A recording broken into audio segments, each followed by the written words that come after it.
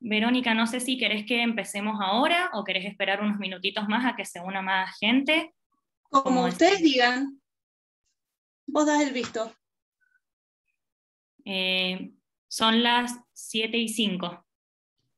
Si querés Como vos esperar un prefieras. minutito más, somos Sí, 17. podemos. Dale, dale, no hay problema. Vale, excelente. Esperamos 2 minutitos más y vemos si alguien más se une, si no empezamos y se unen Perfecto. durante la charla. Dale, buenísimo.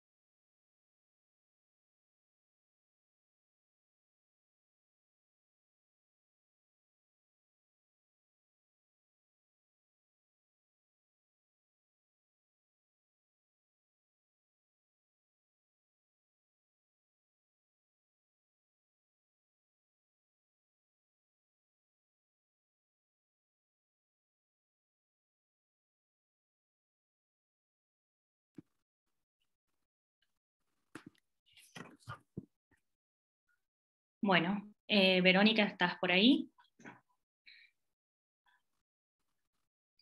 Sí, acá estamos.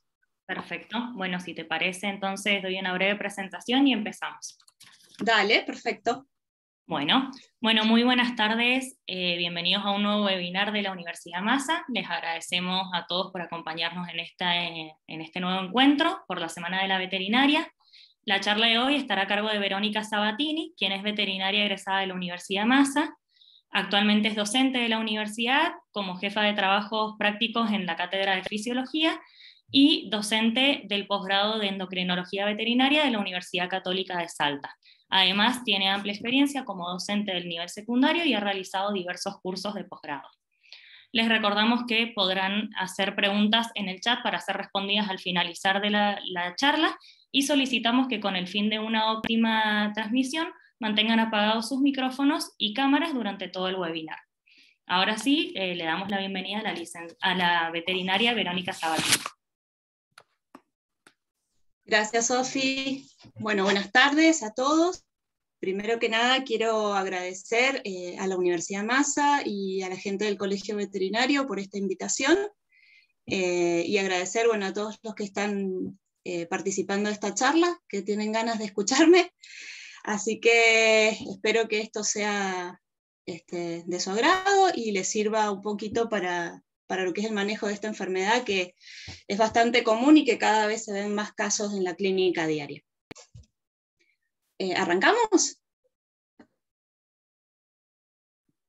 Sí, arranquemos. Perfecto. Vamos a poner para compartir.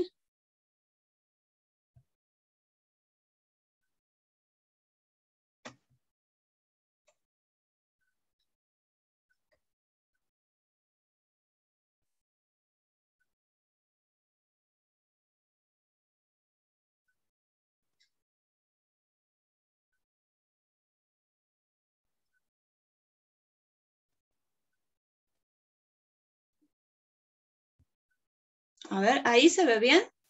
¿Y me escuchan bien? Excelente, se ve y se escucha bien. Perfecto. Bueno, vamos a arrancar.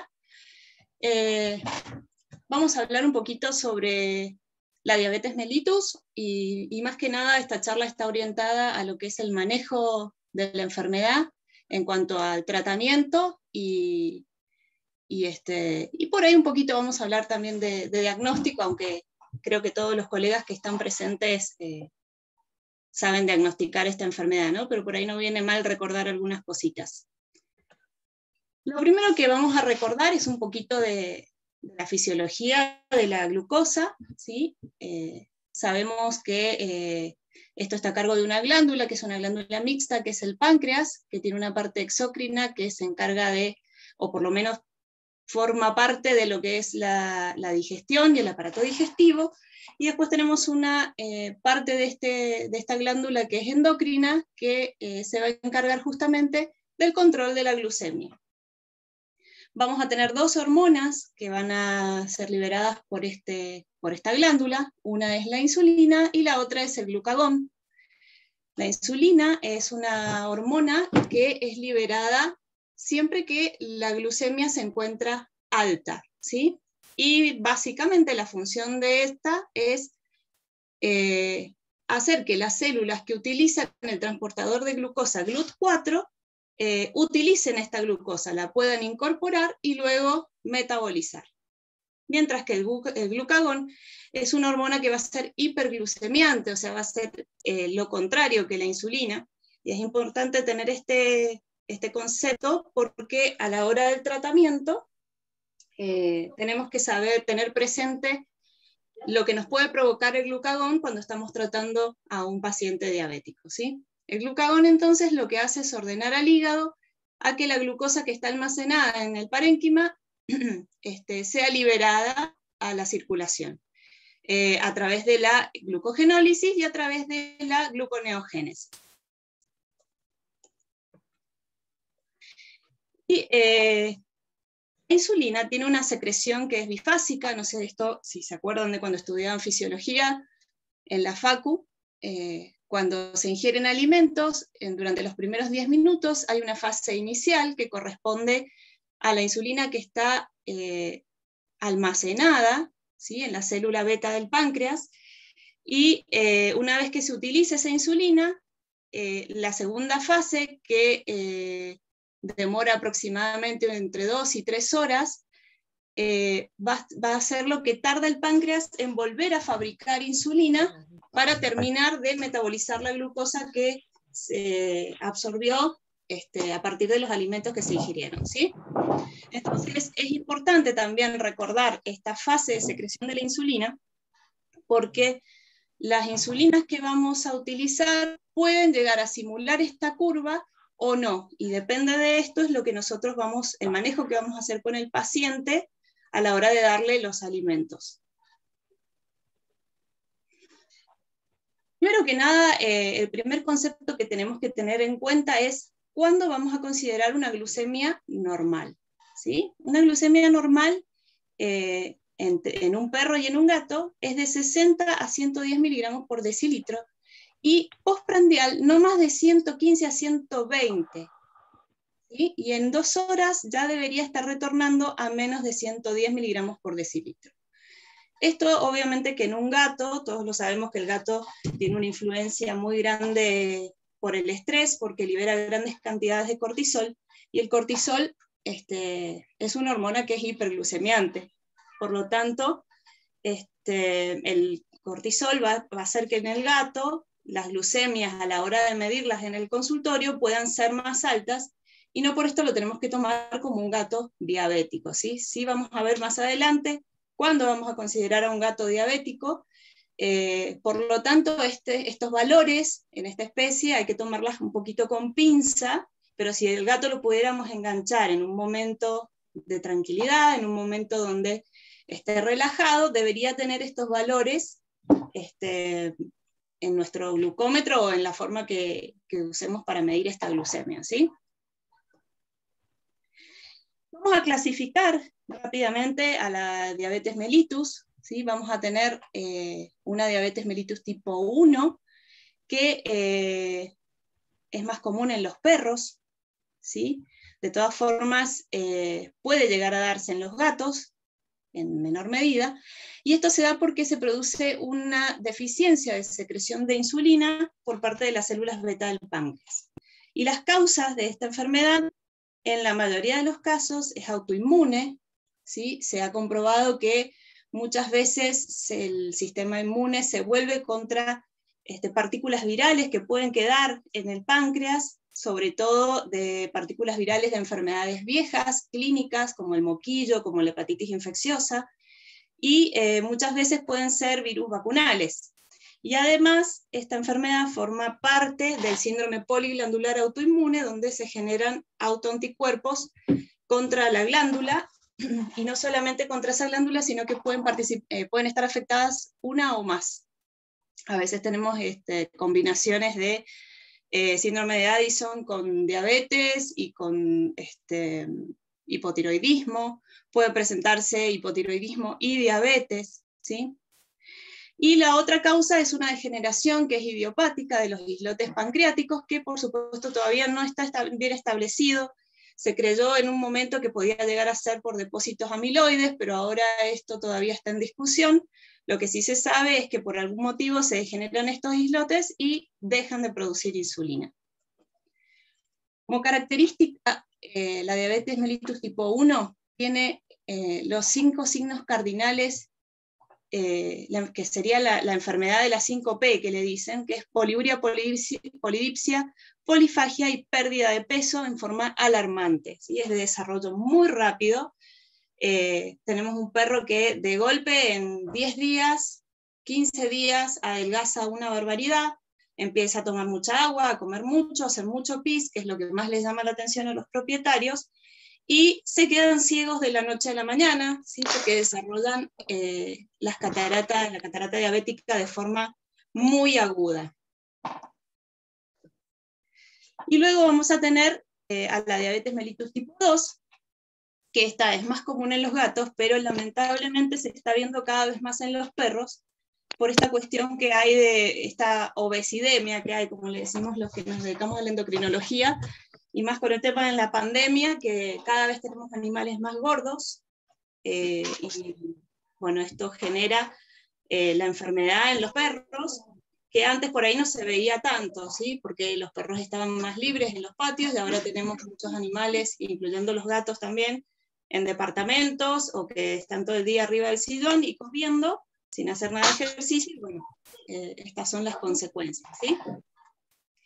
Esta enfermedad obedece a 2 eventos. Primero, hay un defecto en el receptor de la insulina, donde se genera una insulinoresistencia. ¿Qué quiere decir? Que vamos a tener insulina, pero no va a poder actuar porque no se va a poder unir correctamente a su receptor por diferentes motivos. Y esto se va a traducir en un hiperinsulinismo. ¿Por qué? Porque el páncreas va a intentar aumentar la secreción de insulina para poder bajar los niveles de glucosa en sangre, ¿sí? Al estar alta la glucemia en sangre, esta genera un efecto tóxico en la célula beta, y de a poquito va destruyendo el páncreas porque desencadena el mecanismo de apoptosis celular. Por lo tanto, un animal que era diabético tipo 2, que quizá no necesitaba insulina, puede terminar siendo en el tiempo insulino dependiente perfectamente si no logramos corregir este defecto a tiempo. Disculpen que está un poco lento internet y no, por ahí no me muestra bien, tarda un ratito en mostrarme las diapositivas. Ahí está. Bueno. La diabetes mellitus tipo 2 tiene 2 fases. La primera fase es la intolerancia a la glucosa, donde podemos tener animales que tienen una normoglucemia en ayuno, ¿sí? De 60 a 110, pero con una hiperglucemia postprandial. Esta hiperglucemia postprandial va a ser mayor a 140 miligramos por decilitros a las 2 horas de la ingesta.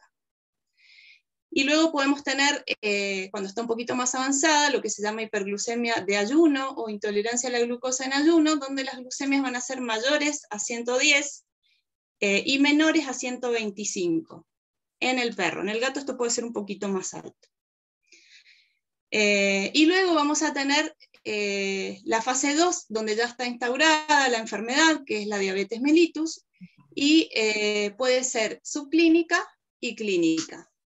Subclínica es cuando tenemos valores entre 125 a 150 miligramos por decilitro.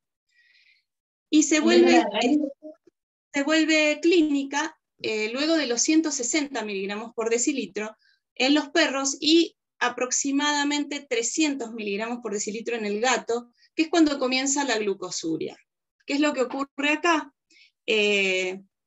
Cuando se supera el umbral de receptores que reabsorben glucosa en los túbulos renales, estos receptores tienen un cupo limitado, digamos, y cuando están todos ocupados, toda la glucosa que sobra y que se filtró, termina eliminándose por orina. Y ahí es donde aparece esta glucosuria y es donde empieza, por el efecto osmótico que tiene la glucosa, en orina, acarrea mucha agua, entonces el animal empieza a tener esta poliuria. Y por supuesto va a tener polidipsia compensatoria y ahí es donde empiezan a aparecer los primeros síntomas clínicos. Existen otros tipos de diabetes por insulinoresistencia que las tenemos que tener en cuenta en la clínica diaria, porque si bien son más raras, están y a veces nos las comemos por no prestar mucha atención, ¿sí? Una es la gestacional. La insulina, uno de los efectos que tiene la insulina, aparte de la función que tiene con respecto a la glucosa, es estimular la secreción del factor de crecimiento del IGF-1 en el hígado, sobre todo en la etapa prenatal, ¿sí? en la etapa fetal, y esto genera fetos gigantes, y una perra que por ahí tenemos diabética y no nos hemos dado cuenta durante la preñez, por supuesto va a perder estos cachorros y van a ser fetos extremadamente grandes cuando se produzca el aborto. Generalmente no son viables, ¿sí? O si nacen, si llegan a término, se mueren a las pocas horas o a los pocos días. Luego vamos a tener la diabetes del diestro, por efecto de la progesterona, ¿sí? Que esto también es algo a tener en cuenta cuando ya sabemos y conocemos que tenemos una paciente diabética. El diestro va a ser un momento donde el animal se va a descompensar, por lo tanto lo tenemos que tener en cuenta cuando estamos haciendo el tratamiento, y por supuesto está 100% recomendada la castración en las perras diabéticas por esta situación. Hay perras, es raro que aparezca, pero hay perras que pueden tener diabetes solo durante el diestro y después desaparece, por el efecto que tiene la progesterona sobre los receptores. Luego tenemos las infecciones y las neoplasias que generan citoquinas. Estas citoquinas también producen resistencia a la insulina, y esto también es algo que tenemos que tener en cuenta cuando se nos descompensa un paciente que estamos tratando. Por ejemplo, si yo vengo tratando a un paciente que viene súper compensado, ya llevamos, no sé, 6 meses, 7 meses de tratamiento y viene súper bien, y de golpe las glucemias se disparan y no tengo cómo controlarlas, tengo que buscar que algo está ocurriendo, ¿sí? De golpe está haciendo una resistencia a la insulina que yo estoy colocando, y generalmente esto ocurre porque algo pasa, a veces es una tontera, como una infección urinaria, problemas periodontales, infecciones en la boca, alguna lastimadura infectada. A veces es lo más simple que uno no se espera. Las piómetras, ¿sí? Hemos tenido pacientes con piómetras que de golpe se descompensan y llegamos antes al diagnóstico de la piómetra por la descompensación que tiene diabética que por los síntomas clínicos de la piómetra. Y las neoplasias, que muchas veces generan resistencia a la insulina, y hay casos incluso donde si se extirpa el tumor que está generando factor de necrosis tumoral, o sea, que el organismo secrete factor de necrosis tumoral alfa, que tiene una alta resistencia a la insulina, a veces sacamos ese tumor y la diabetes remite totalmente. Si les pasa que tienen una resistencia a la insulina importante y hay un tumor en el medio, asegúrense de, si el tumor se puede sacar, de sacarlo, porque muchas veces se corrige la enfermedad.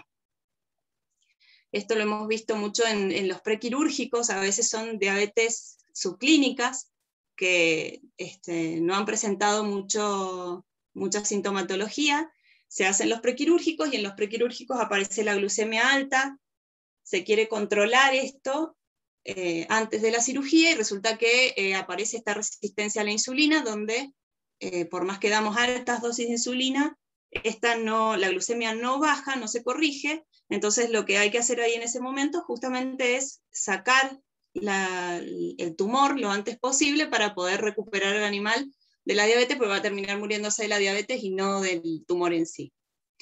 Luego tenemos las enfermedades metabólicas, ¿sí? Que pueden ser algunas muy comunes y otras no tanto. El Cushing y el hipertiroidismo son enfermedades que cursan generalmente con diabetes, no en todos los casos, pero no sé, el 80-85% de los gatos hipertiroideos tienen hiperglucemia, y el Cushing les diré que alrededor de un 50-60% cursan con hiperglucemia por el efecto que tiene el corticoide. Y después tenemos enfermedades como la acromegalia, que son más raras en el gato, tanto en el gato como en el perro. En el gato es un poquito más común, pero que hay que tenerlas presentes porque se generan estas diabetes con unas resistencias a la insulina terribles, y hay que buscar la causa, y a veces son estas enfermedades, ¿sí? Después tenemos, que ya la habíamos nombrado, la endocrinopatía múltiple, que es de origen autoinmune, ¿sí? Si bien no es una insulinoresistencia, podemos encontrarnos con varias enfermedades endocrinas al mismo tiempo, y por supuesto animales que estén con alguna corticoterapia prolongada, que también podemos llegar a tener una diabetes transitoria, y si esto no se corrige por el efecto glucotóxico que tiene en el páncreas, puede terminar siendo una diabetes permanente con una insulinodependencia. Ahora, que voy a correr esto, voy a minimizar las fotitos, chicos, porque ahí está. ¿Cuándo considero a un paciente diabético? Porque esto es una pregunta que me hacen muchas veces los colegas, me preguntan, Vero, mira, le hice un análisis y le dio la glucemia un poquito alta, y ya están pensando que es diabético, ¿sí? Sin importar la causa, se considera a un perro diabético con valores de glucemia en ayunas mayores a 125 miligramos por decilitro. Y a un gato lo vamos a estar considerando diabético con valores de 250 miligramos si tiene sintomatología, ¿sí? O de 300 en adelante.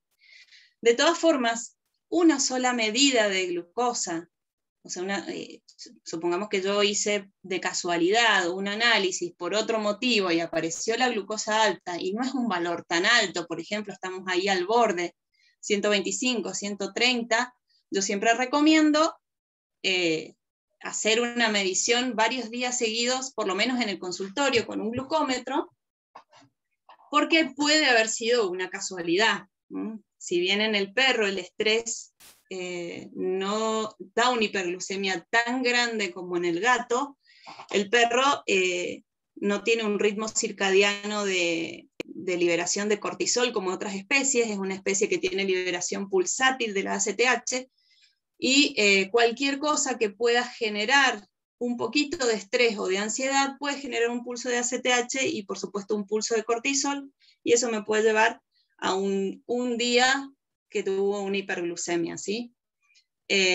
O a veces está cursando con alguna infección y tiene apenas una hiperglucemia muy leve, transitoria, por lo tanto tengo que tomar con pinzas una sola medida de glucemia cuando está al borde de los valores o sea, o muy cerca de los valores normales, ¿sí?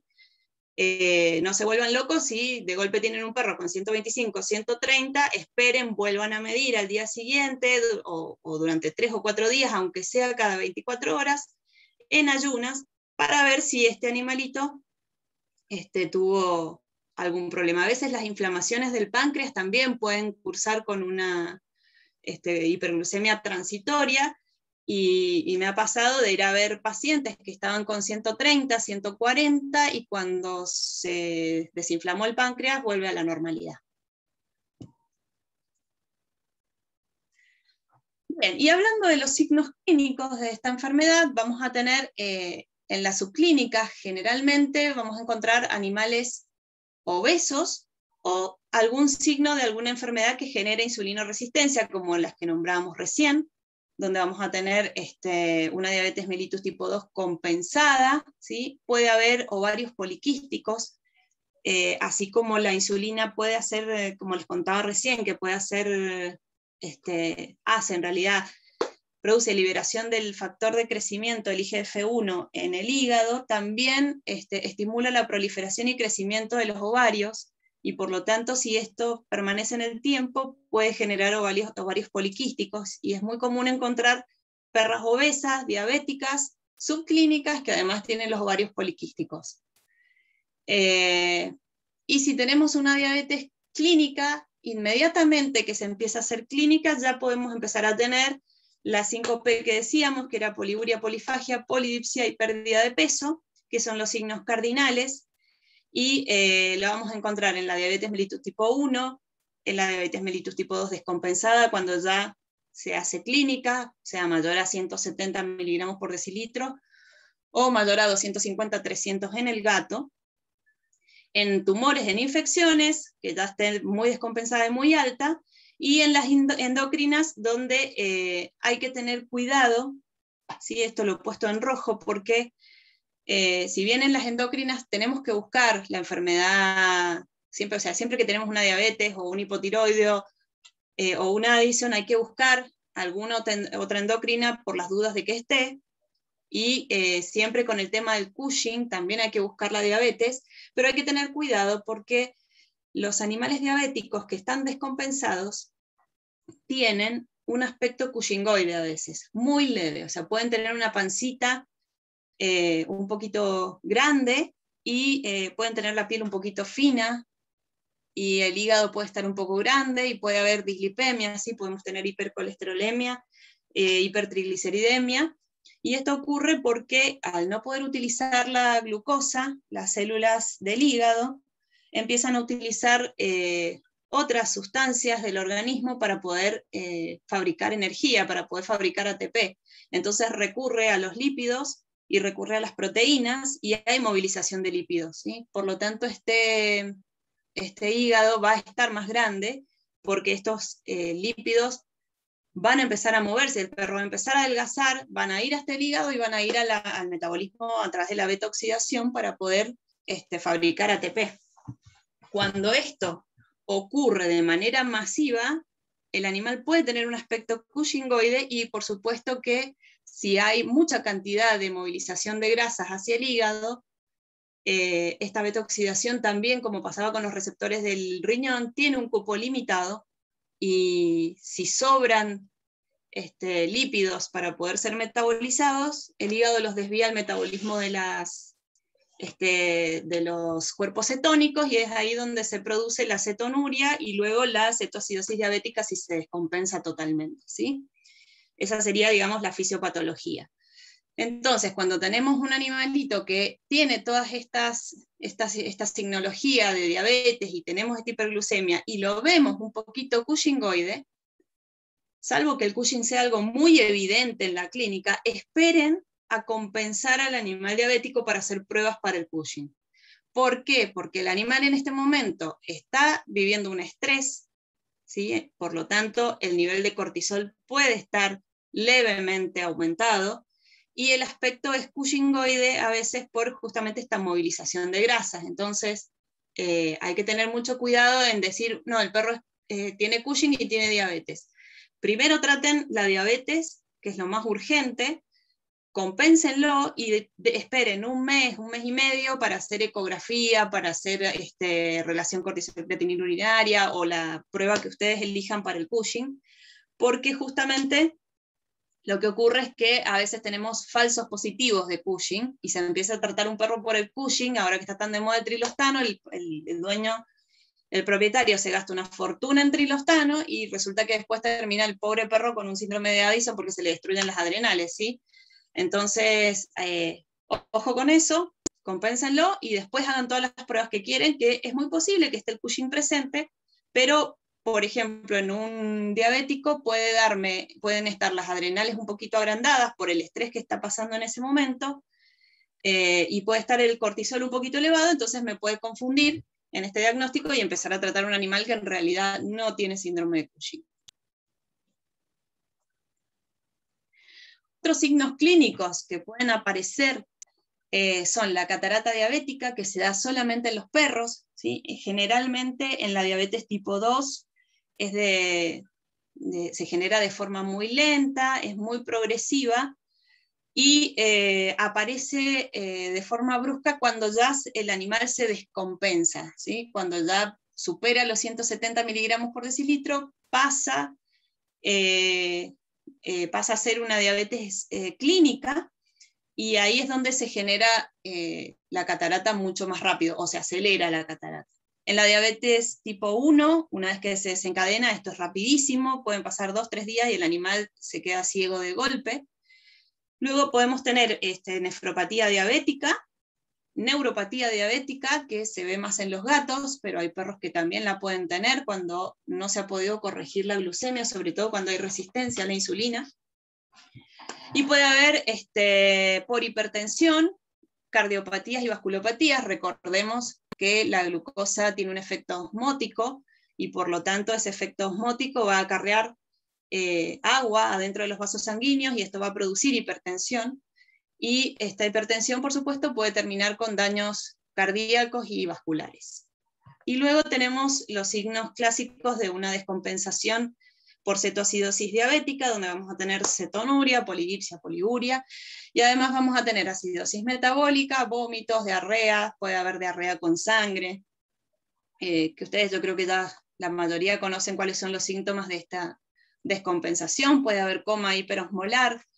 Ojo con el coma hiperosmolar porque en realidad es sin cetonuria, ¿sí? Es cuando hay una glucemia muy, muy, muy elevada y por este efecto osmótico de la glucosa se puede generar este edema cerebral sin necesidad de que haya una cetoacidosis diabética. Entonces por ahí tenemos un animal que tiene convulsiones, que tiene el sensorio deprimido y demás, tiene la glucemia altísima, pero no tiene cuerpos cetónicos en orina. Y esto vendría a ser lo que sería un coma hiperosmolar, ¿sí? Bueno, vamos a hablar un poquito del diagnóstico. Esto lo vamos a hacer lo más rápido posible porque quiero pasar a que hablemos del manejo y el tratamiento, que es lo que más nos interesa hoy. El diagnóstico puede ser clínico, ¿sí? con una reseña y una anamnesis bien detallada. Recuerden las poblaciones de riesgo, es más común en las hembras caninas por el efecto de la progesterona, sobre todo en hembras no castradas. Y en los felinos es más común en los machos. De todas formas, tampoco se fíen tanto de eso porque hay perros machos diabéticos y gatas diabéticas. La edad también es importante, preguntar si la hembra está castrada y cuándo fue el último celo, por el tema de que se nos puede descompensar en el diestro si es diabética, ¿sí? Y además de esta reseña de anamnesis, por supuesto vamos a estar viendo los signos clínicos. Yo generalmente cuando atiendo a un animalito, a mí es de rutina medir la glucemia, y sobre todo si lo veo obeso. O sea, si el perro es gordo o el gato es gordo, yo le mido la glucemia. Si me traen un Cushing, yo le mido la glucemia. Si me traen un hipotiroideo, yo también le mido la glucemia, porque trato de no comérmela, porque cuando es subclínica pasa desapercibida y recién nos venimos a dar cuenta cuando ya el animal está completamente descompensado y ya pasa a ser un insulino dependiente. Bien, después tenemos lo que son las pruebas de laboratorio, donde podemos hacer pruebas en el consultorio y en el laboratorio en sí. Y para el consultorio, en realidad, para hacer un diagnóstico de diabetes es muy sencillo, lo único que nos hace falta es tener un glucómetro, y si la glucemia nos da alta por encima de los valores de referencia, ya tenemos un diagnóstico. Si es dudoso, lo hacemos 2 o 3 días seguidos, como para estar un poco más seguros, sin importar la causa. Como habíamos dicho, un animal se considera diabético cuando supera los 125 miligramos por decilitro en el perro y 250, 300 en el gato. Este laboratorio vamos a tener, si mandamos al laboratorio a medir determinaciones, vamos a tener el laboratorio de rutina, donde tenemos que incluir siempre el colesterol total, que en el caso de los diabéticos va a estar normal o levemente aumentado, y sí va a estar alta la fracción LDL. ¿Sí? Esto, por suerte, los laboratorios acá en Mendoza lo han empezado a hacer, es medir las fracciones LDL y HDL del colesterol, que para la endocrinología es fundamental. Yo puedo llegar a diagnosticar o sospechar un hipotiroidismo, por ejemplo, por tener el LDL alto, aunque las hormonas tiroideas estén normales, quizá es un hipotiroidismo subclínico que ya va a empezar a dar noticias más adelante, ¿sí? Y en el diabético me voy a encontrar con un colesterol normal, el LDL un poquito elevado por la movilización de grasas, y voy a tener los triglicéridos elevados. Y luego voy a tener el laboratorio endocrino, donde vamos a medir la glucemia en sí. Podemos pedir la insulina, y podemos sacar, si estamos sospechando de una resistencia a la insulina, podemos medir lo que se llama el índice OMA. En una diabetes tipo 1, obviamente que vamos a tener una insulinemia baja, ¿sí? Porque recuerden que ahí es donde el páncreas no produce insulina. Si la diabetes es tipo 2 y todavía no está descompensada, o sea, todavía no se hace 100% clínica y el páncreas todavía algo de insulina produce, generalmente está elevada, depende de la fase o el momento donde lo agarremos, ¿sí? Y si queremos saber si existe todavía una resistencia a la insulina, sacamos este índice, que es muy sencillo.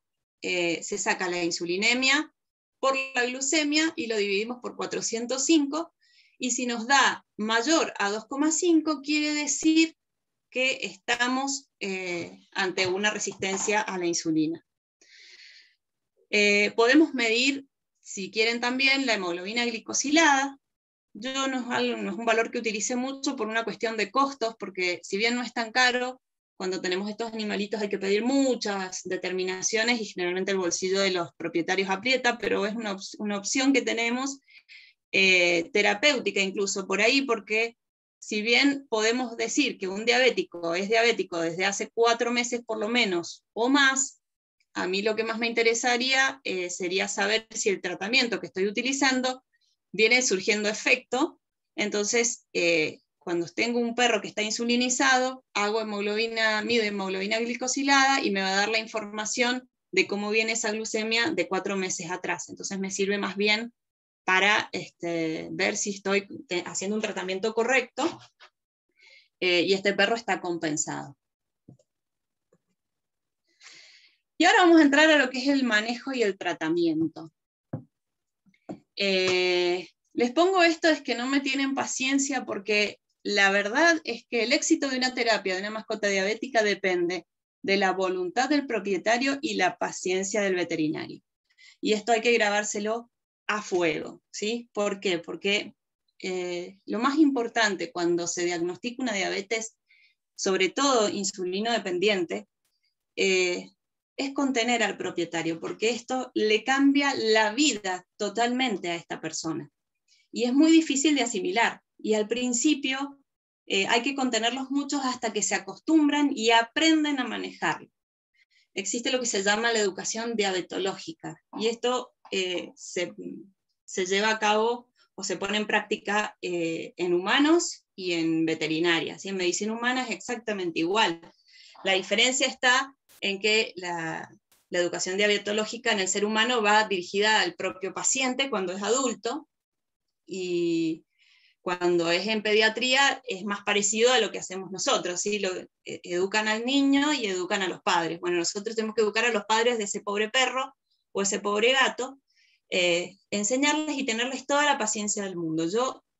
Está bien que yo me dedico pura y exclusivamente a esto, pero yo atiendo o contesto aproximadamente entre 5 y 10 WhatsApp diarios de pacientes diabéticos que me preguntan si está bien la glucemia, o me mandan el reporte para ver si hay que hacer el ajuste de dosis, o me preguntan si le pueden dar de comer algo, porque tienen muchos miedos al principio y creen que todo lo que van a hacer con el perro, al perro le va a hacer mal o lo van a matar, y se sienten culpables. Entonces, hay muchos pacientes donde nosotros damos bien el tratamiento, pero fracasan por la falta de contención y falta de educación diabetológica del propietario. Entonces, más allá de la insulina que usemos o de la plata que tenga el propietario, lo más importante es la contención y enseñarle cómo manejar a este paciente. Esto es más o menos lo que hablábamos recién, ¿sí? Y una de las cosas más importantes es enseñarle a medir la glucemia. Esto lo tengo que hacer en el consultorio. Una vez que hago el diagnóstico, tengo que explicarle cómo medir la glucemia del perro todos los días, porque esto hay que hacerlo cada vez que van a inyectar la insulina. No se puede tratar a un paciente diabético sin medir la glucemia previo a la inyección, porque si yo justo ese día tengo un perro que tenía la glucemia baja por X motivo y le puse la insulina, obviamente que ese perro después va a terminar en hipoglucemia. Y una hipoglucemia me puede matar al perro en minutos u horas, si es grave, mientras que una hiperglucemia, capaz que está 5 o 6 meses el perro antes de hacer una cetoacidosis, entonces me da mucho más tiempo para actuar. ¿Dónde vamos a medir la glucemia en el perro y en el gato? No podemos estar cortando la uña todos los días del perro, porque imagínense que esto sería imposible, pobre animal, además que duele. Si lo hacemos una vez en el consultorio, vale y pase, pero no es una práctica que se puede hacer todos los días. Entonces, donde vamos a medir la glucemia es o en la cara interna del labio, ¿sí? No sé si ven acá la foto esta, tenemos un perro donde se le ha pinchado ahí la cara interna y ahí se ve la gotita.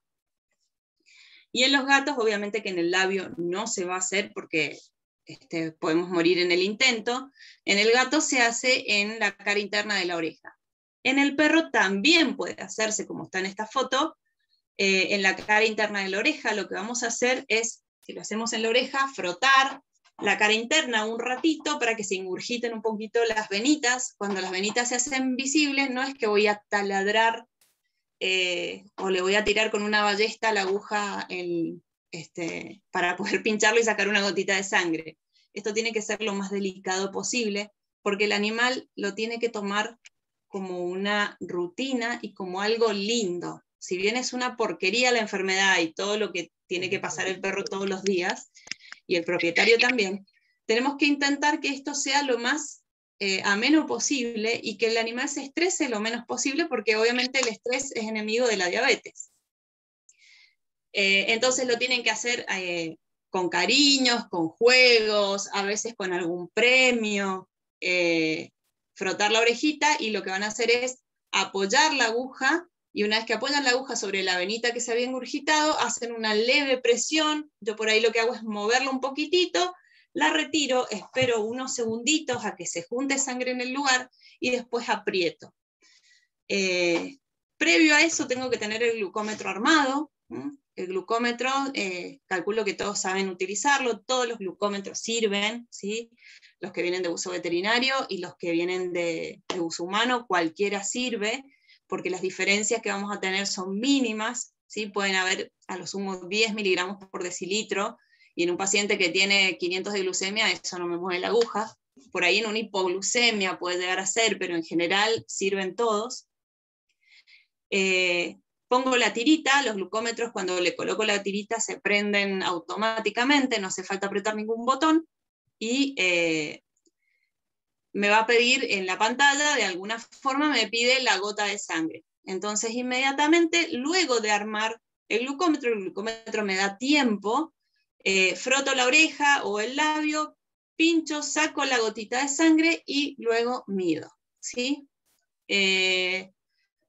Esto tienen que hacer que el propietario lo haga adelante de ustedes, las veces que sea necesario. Obviamente que no le vas a pinchar el mismo día la oreja 30 veces al pobre bicho, hasta que el propietario lo vea, pero que vaya todos los días, aunque sea una vez al principio, y lo haga delante de ustedes, tómense ese trabajo, para que ellos aprendan a hacerlo y le pierdan el miedo a la aguja y el miedo a la gotita de sangre, porque hay propietarios que le tienen pánico a las agujas, y tienen que superar esto, porque si no, no pueden tener una mascota diabética. Y cuando ustedes estén seguros de que esta persona aprendió a hacerlo, van a estar tranquilos de que este animal va a estar controlado, y ahí ustedes van a poder dormir en paz, y esa persona no los va a molestar tanto ni por teléfono ni en la consulta, ¿sí?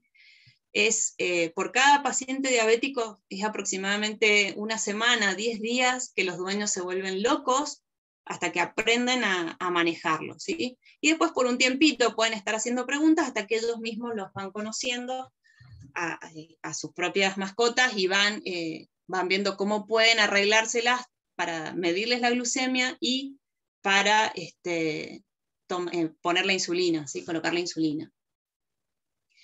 Y algo que es muy importante es que ustedes enseñen también a aplicar la insulina adelante de sus ojos. Eso lo hacen en la camilla, le hacen que el propietario cargue la dosis, ya sea en lapicera o sea con una jeringa y aguja, y que le coloque la insulina adelante de los ojos de ustedes, para que ustedes se queden tranquilos de que ese animal va a estar insulinizado correctamente.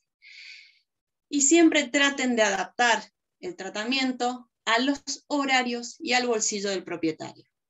Volvemos a repetir lo mismo, para el propietario esto es un mundo totalmente nuevo, a nosotros nos resulta más sencillo, pero para ellos es terrible. Ustedes piensen que hay gente que duerme con el caniche en la cama, está viendo la novela, la señora con el caniche en la cama, hay veces que son viejitos que tienen un perrito de bolsillo que lo llevan para todos lados y no se separan de él, y de golpe el perro es diabético. Entonces, traten de adaptar los horarios del tratamiento que van a hacer, y los costos del tratamiento que van a hacer al bolsillo del propietario, porque esto es una enfermedad crónica y es de por vida.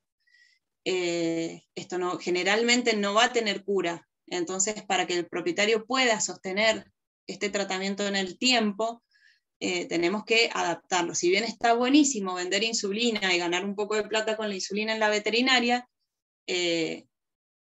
les aseguro que si ustedes les facilitan las cosas al propietario, el propietario va a volver 1000 veces a la veterinaria de ustedes, y no a comprarles insulina, pero les van a comprar el alimento diabético, cada vez que el perro estornude se los van a llevar, o sea, van a ganar un cliente que va a estar mucho más satisfecho, ¿sí?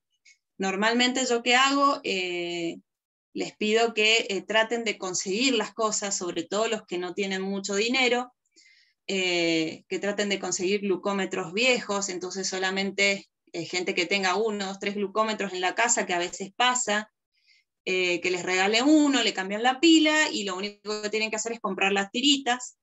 Hay muchos que consiguen las tiritas donadas, y con las insulinas lo mismo. Trato de que consigan, muchas veces a los diabéticos les dan insulina en cantidades, les dan muchísimas cajas para que no se queden sin insulina, y esas insulinas muchas veces se terminan venciendo en la heladera de esa gente, y terminan tirándose en la basura, y es una pena.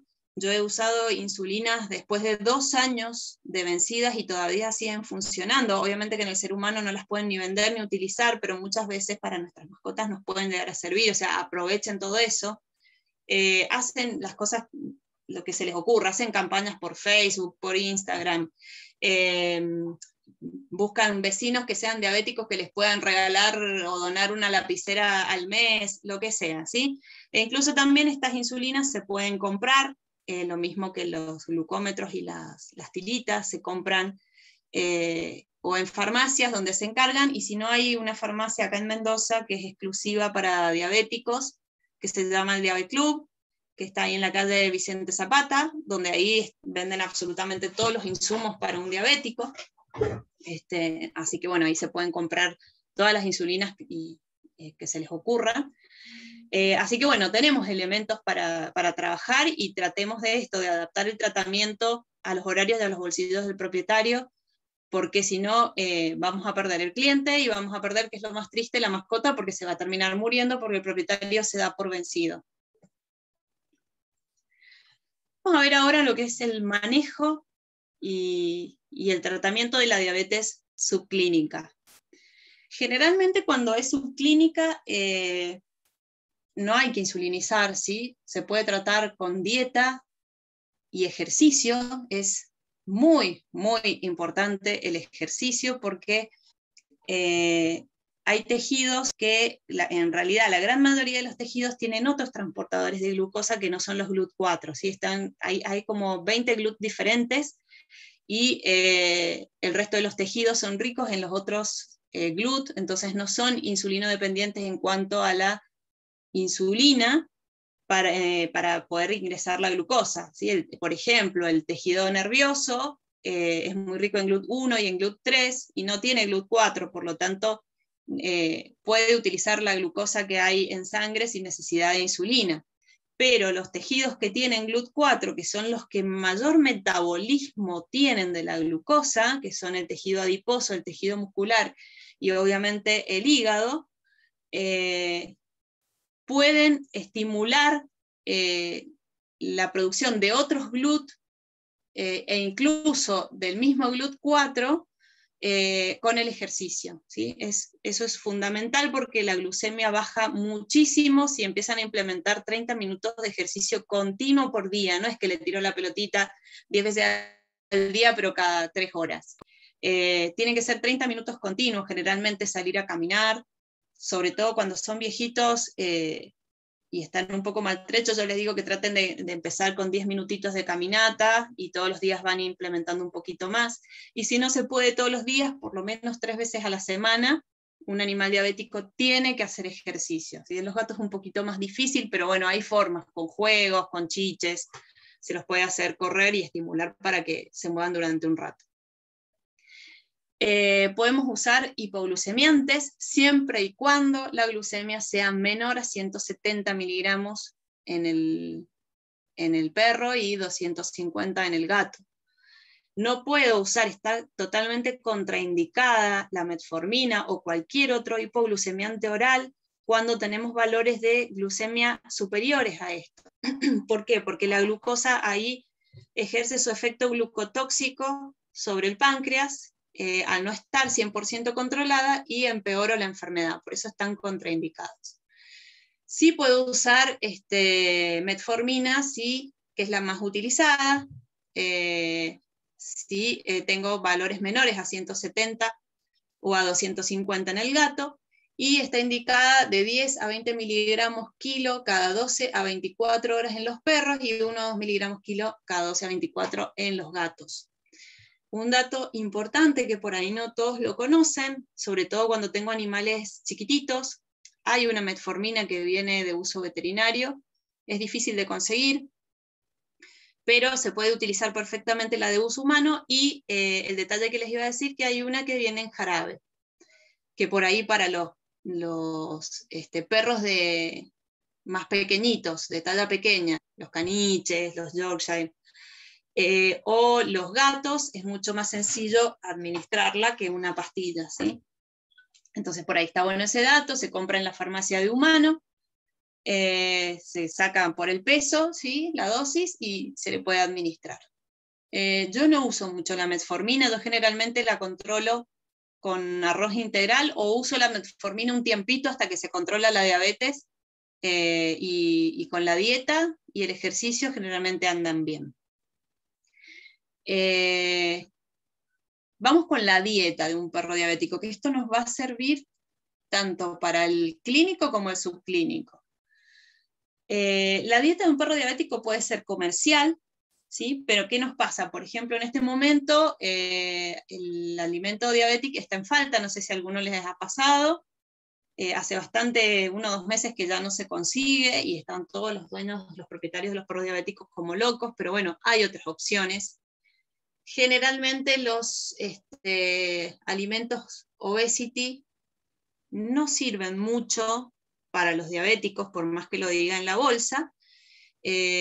A lo mejor lo puedo llegar a utilizar para una diabetes subclínica, pero no para una diabetes clínica, ¿sí? Entonces, ¿a qué recurrimos? Recurrimos a una dieta casera. La dieta básica de un perro diabético tiene que tener un 50% de hidrato de carbono con mucha fibra, que sea fácil de digerir, que generalmente lo que usamos es arroz integral.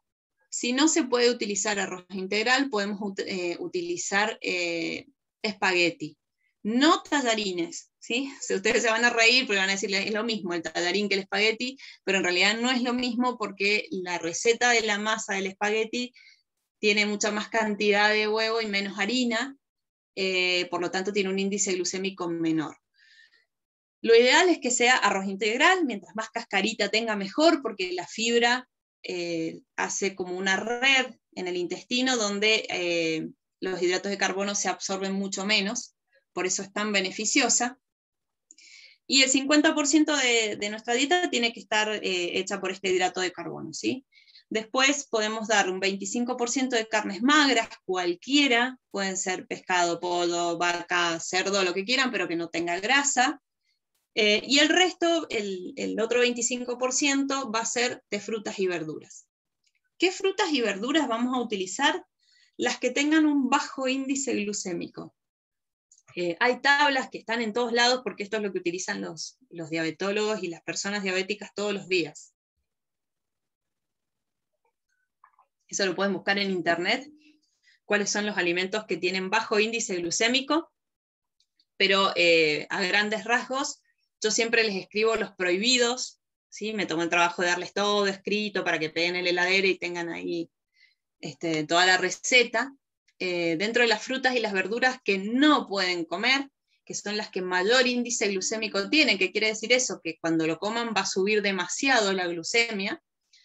Estas van a ser papa, camote o batata, como quieran decirle, el choclo, la sandía, el melón, la uva, y por supuesto van a estar totalmente prohibidas las harinas, salvo que sea una harina integral, pero en general yo harinas prefiero que no coman. ¿Qué pasa con los perros que son muy mañosos y están, sobre todo los obesos, están muy acostumbrados a que los dueños les den, les conviden y están desayunando y comen un pedazo de tortita el dueño y un pedazo de tortita el perro? Si uno les quita totalmente esta maña, se la sacan de la noche a la mañana, el perro puede estresarse, ¿sí? Y recordemos otra vez que el cortisol del estrés es enemigo de la diabetes, entonces no está bueno que el perro se estrese. Lo que vamos a hacer es indicarle al propietario que cambie el snack. En vez de darle una galletita, que le dé un pedacito de zanahoria, que le dé un pedacito de clara de huevo, un pedacito de carne, un pedacito de manzana. E incluso las frutas y las verduras se pueden usar como snack intermedios en el medio de las comidas fuertes que le vamos a dar al diabético. Se pueden implementar, por ejemplo, media manzana a los perros que les gusta mucho la fruta, que en realidad a la mayoría les encanta.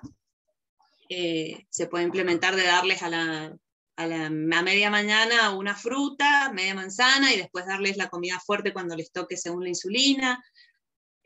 Así que bueno, hay que aprovechar las frutas de estación. Mientras no sean todas esas que les nombré, pueden comer cualquier otra cosa, obviamente que no le van a dar cebolla, porque sabemos que el perro no puede comer cebolla, pero en general la mayoría de las frutas y las verduras las pueden incorporar en esta dieta. Y vamos a ver ahora lo que es la insulinoterapia, que es la que vamos a implementar en una diabetes clínica. Les vuelvo a recordar, ¿cuándo vamos a insulinizar a un perro o cuándo vamos a insulinizar a un gato? Cuando es clínica. ¿Y cuándo era clínica? Por más que suene repetitivo, esto hay que grabárselo a fuego. 170 miligramos por mililitro en el perro y 250 con síntomas y 300 sin síntomas en el gato, ¿sí? A partir de 300 en el gato sí o sí ya tengo que utilizar insulina. No sirve usar, les vuelvo a decir, metformina porque está contraindicada cuando ya supero estos valores y la diabetes se hace clínica. Así que si yo mido un perro y tiene 170, tengo que insulinizar, ¿sí? Vamos a ver ahora, a charlar un poquito de las insulinas y cómo vamos a manejarnos con estas insulinas. Esto es algo que por ahí, cuando estudiamos veterinaria en la facultad no nos enseñan, ¿sí? Esto es lo que tenemos en el mercado y es con lo que vamos a trabajar. Estos son los tipos de insulina. También están absolutamente hechas las tablas de insulina y las curvas en todos lados, las pueden conseguir en internet, en cualquier página que sea para diabetes, y vamos a tener las de acción rápida o ultra rápida, que se llaman, las de acción corta, de acción intermedia, las premezcladas, y las de acción prolongada o análogos de insulina de acción prolongada. ¿Qué es lo importante tener en cuenta con estas insulinas? Lo más importante es tener en cuenta la duración que va a tener, ¿sí? Para ver cada cuánto tengo que colocar esta insulina, el inicio de acción, para saber en cuánto tiempo después de que yo le inyecté empieza a surgir el efecto, empieza a hacer efecto esta insulina, y lo más importante, cuándo es el pico de acción, que esto es fundamental para poder tratar a un diabético. Vamos a tener las ultra rápidas, que son la Lispro, las Pártica, la glulicina, que son las que más consiguen los propietarios porque son las que más les dan a los diabéticos humanos, que les sobran porque les dan muchas cantidades de estas, porque son las que utilizan para corrección de la glucemia en momentos claves, ¿sí? No es que todos los días se tengan que colocar esta insulina. Generalmente las utilizan cuando se van a dar un atracón de comida, van a hacerse un asado con los amigos, entonces saben que van a comer mucho y utilizan esta insulina para corrección. En el caso de los perros las podemos usar solamente o para corregir una insulina o por ahí para una diabetes subclínica la podemos llegar a usar.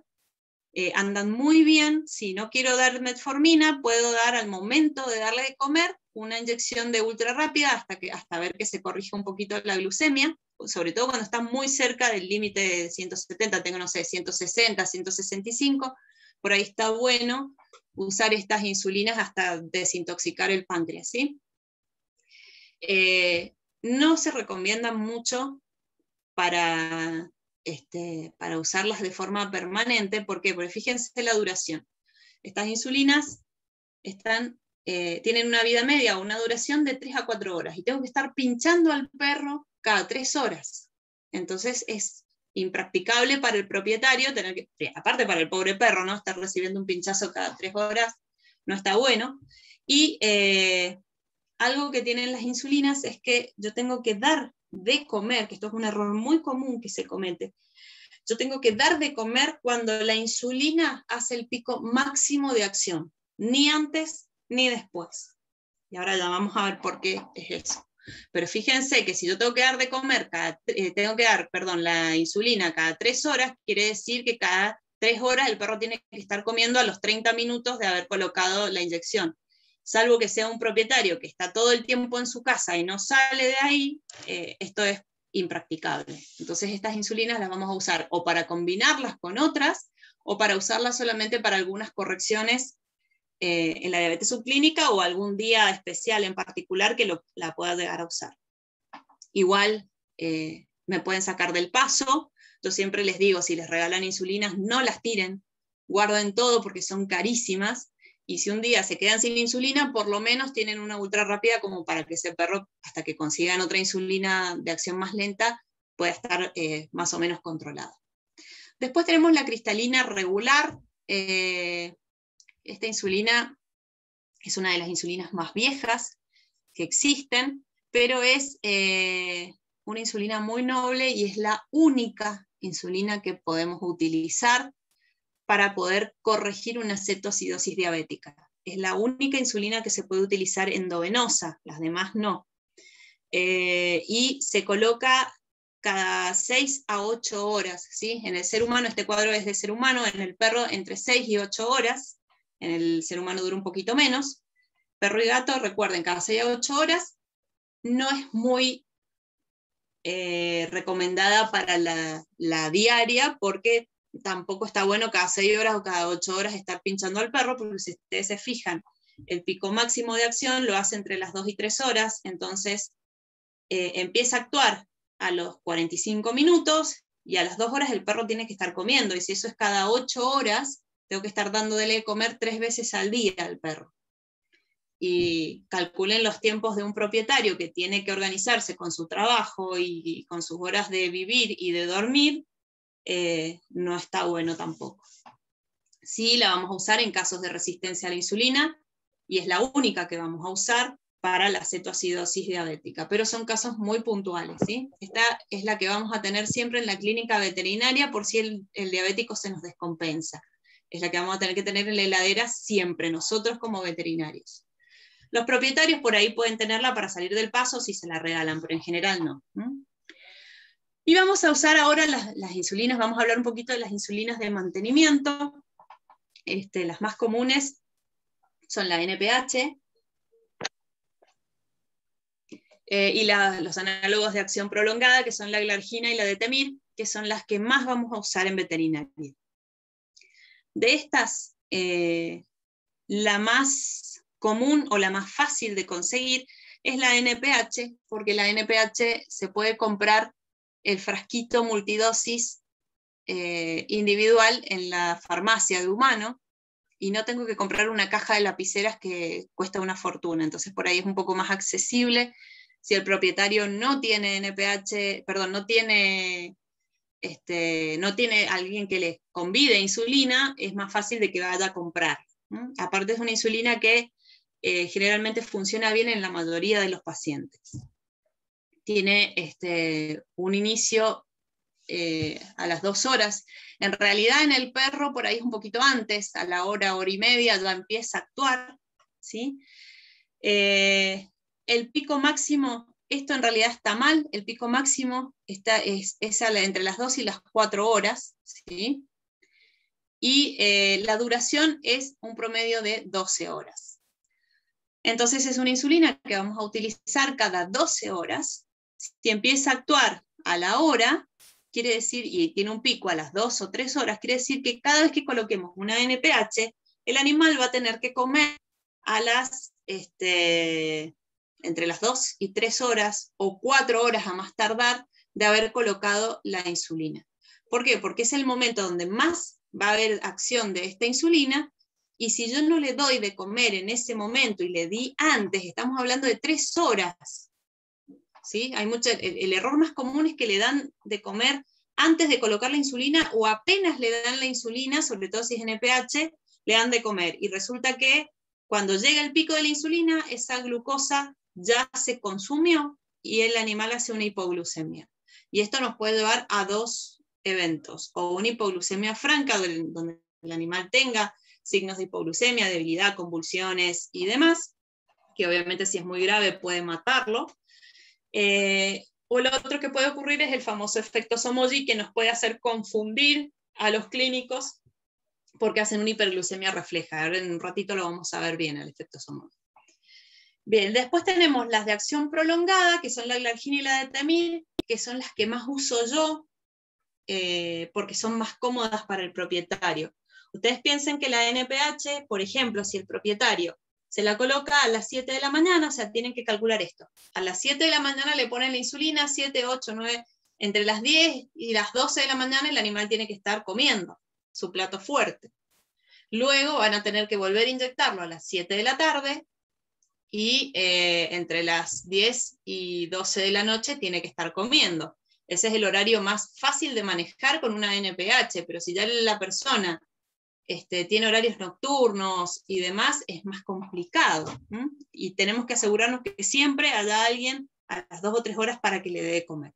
En cambio, las de acción prolongada no tienen pico o tienen una leve curva, como es el caso de la de detemir, que hace una curvita muy, muy leve, ahora lo vamos a ver en el gráfico. Al no tener pico, me permite repartir la comida en varias veces al día, entonces es más fácil para el propietario porque no tiene que cumplir un horario, con que le dé 3 veces o 4 veces al día, más o menos, repartida a la hora que él pueda, o sea, le facilita mucho la vida. Entonces por ahí son las más fáciles de manejar.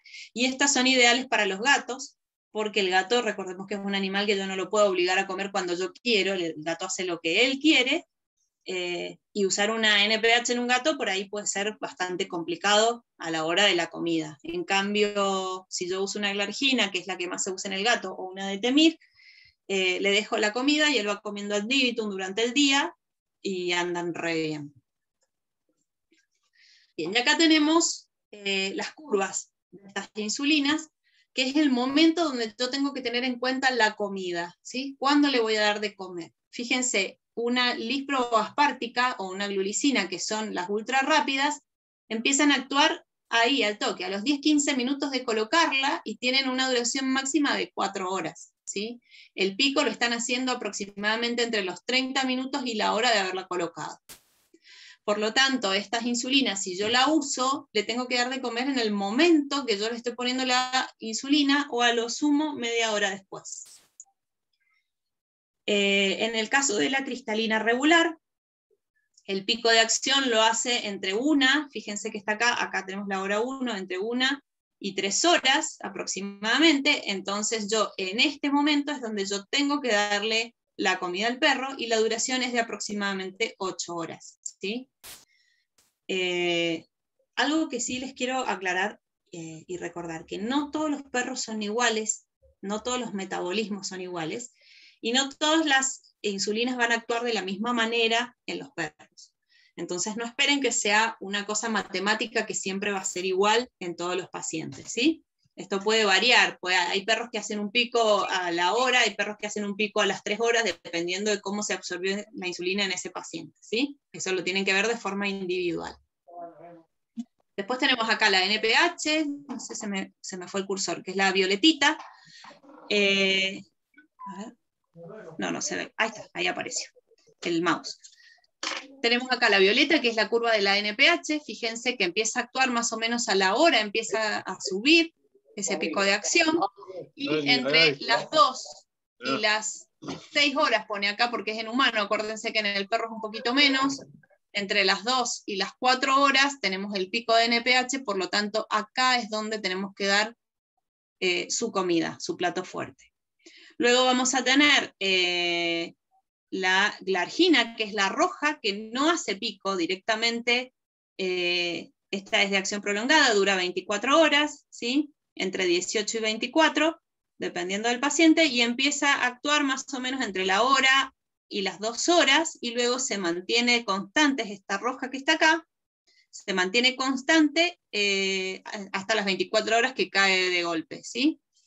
Esta es donde podemos repartir la comida en varios momentos del día, como el propietario se le facilite su horario o las costumbres del perro.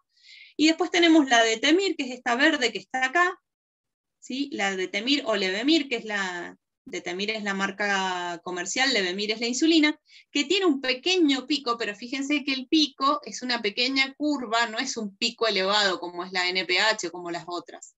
Por lo tanto, me da también un tiempito agradable como para darle la comida repartida en varias veces al día sin que me haga unos picos tremendos y el perro tenga más riesgo de hipoglucemia. ¿Qué tengo que tener cuidado con las insulinas de 24 horas? Que una vez que yo las coloco, ya está, la coloqué y por 24 horas ese perro tiene la insulina. Entonces, si el perro hace una hipoglucemia, no la puedo quitar a la insulina del medio. No tengo nada para colocar que bloquee esa insulina que yo ya coloqué. Y hay que entrenar mucho a los propietarios porque pasa muchas veces que hay uno que dijo, bueno, yo le pongo la insulina a la noche. Bueno, listo, entonces llega, le ponen la insulina a la noche y resulta que después llegó otra persona y dijo, le habrán puesto la insulina y le vuelven a colocar y le ponen una dosis doble.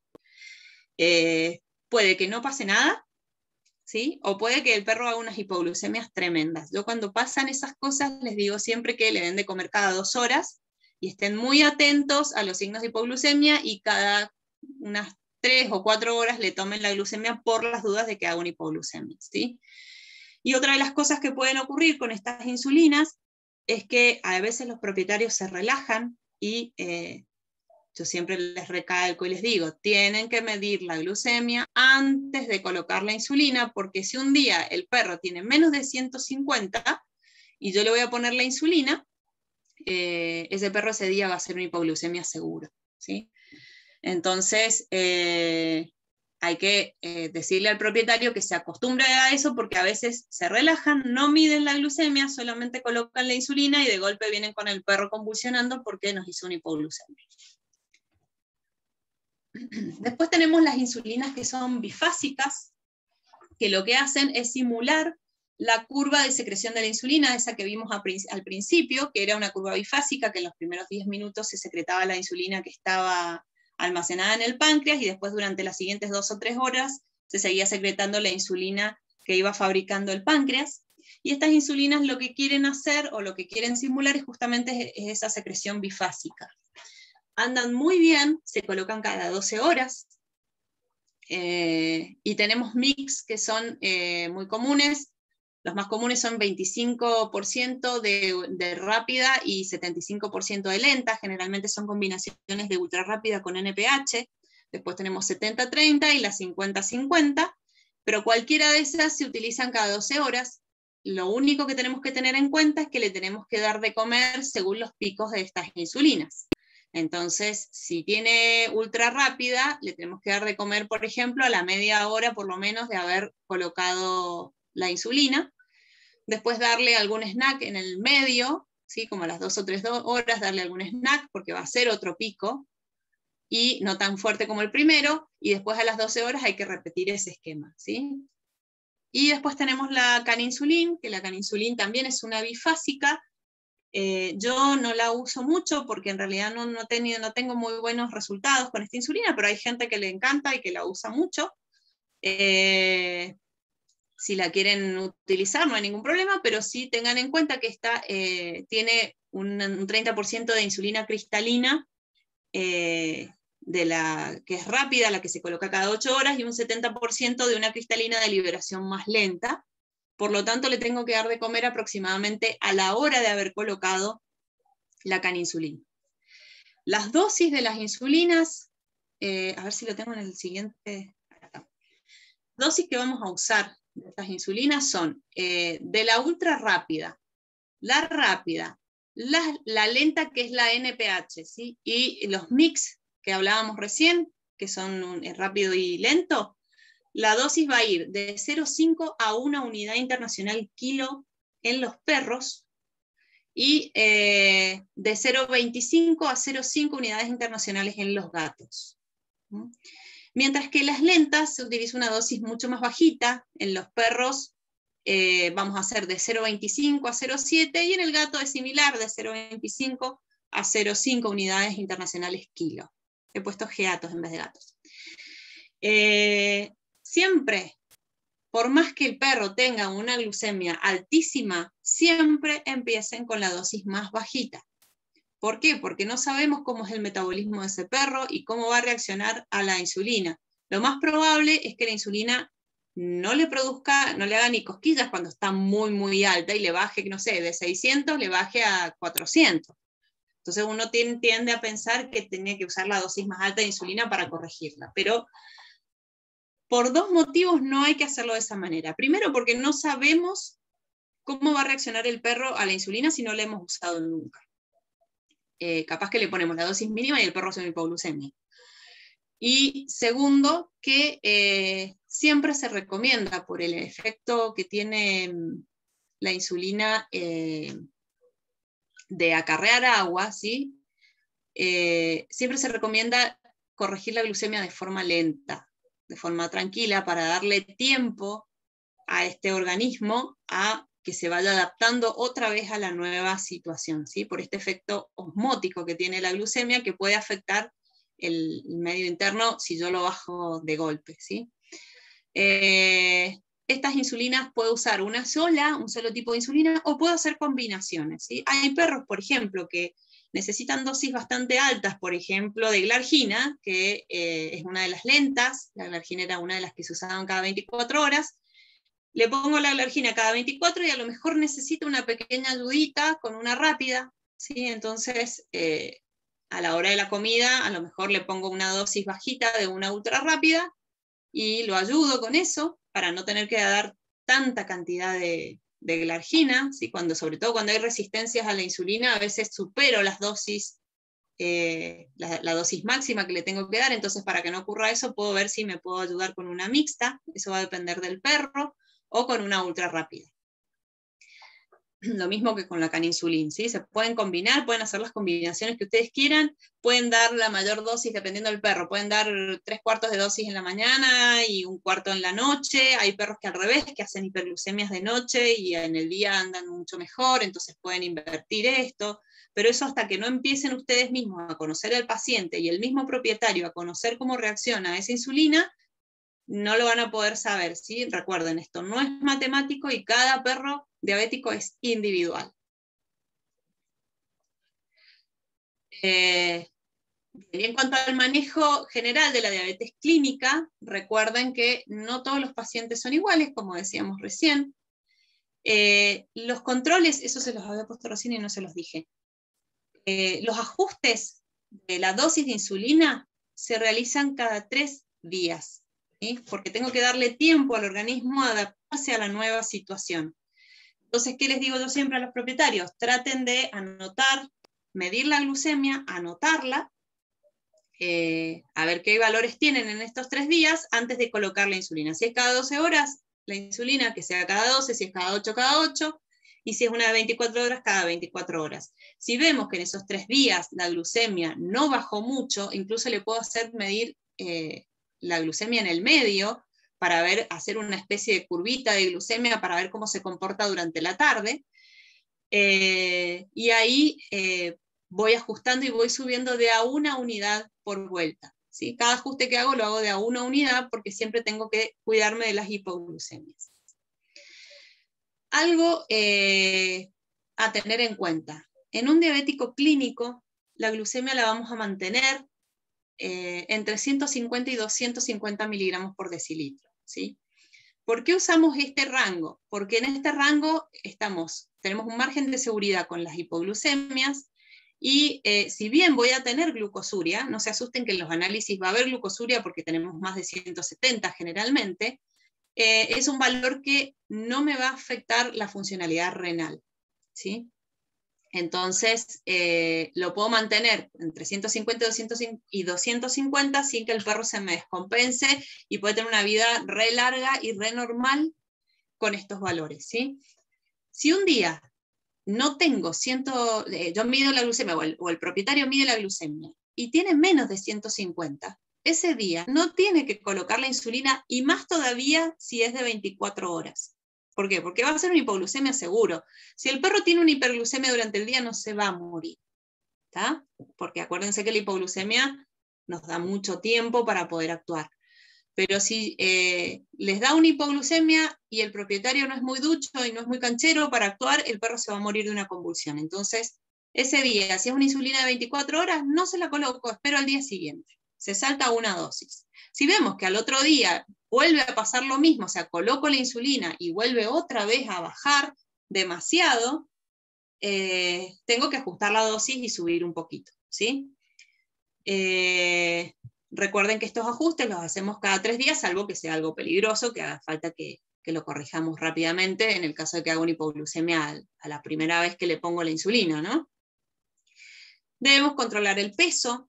Generalmente empiezan a desaparecer las 5P, estas que hablábamos de los signos cardinales, empiezan a desaparecer rapidísimo, el propietario se pone recontento, pero lo primero que ocurre es que dejan de hacerse pis adentro, entonces están felices, y dejan de tomar tanta agua, y empiezan a ganar peso.